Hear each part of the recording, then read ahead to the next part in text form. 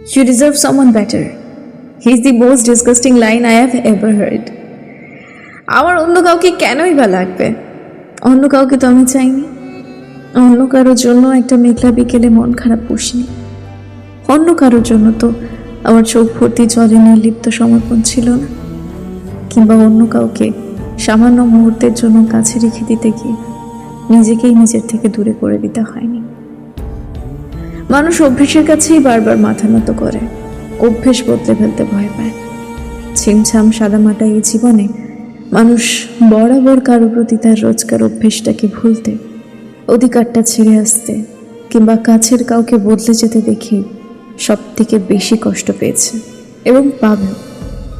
সে চায় সামনের লোকটা যে কোনো পরিস্থিতিতে তারই হোক, মানুষটা ভুল হোক, তার পাহাড় প্রমাণ জেদ হোক, শীতের চাদরের মতো মখমলে হোক কিংবা ঝড়ের মতো মর্মান্তিক হোক, তবু তার হোক।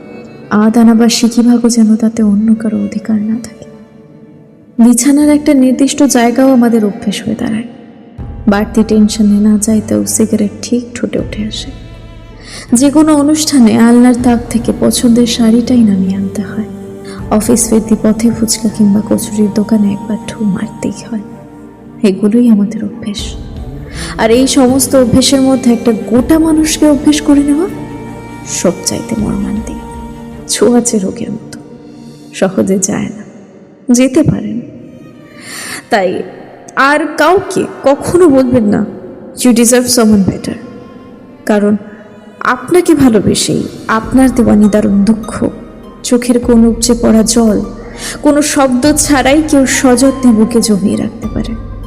তার কাছে সেই মুহূর্তে পৃথিবীর যে কোনো সুখের ওই দুঃখটা ছাপিয়ে যাওয়ার ক্ষমতা নেই, আর হবেও না। তাই মনে রাখবেন, আর কাউকে কখনো বলবেন না ইউ ডিজার্ভ সামওয়ান বেটার।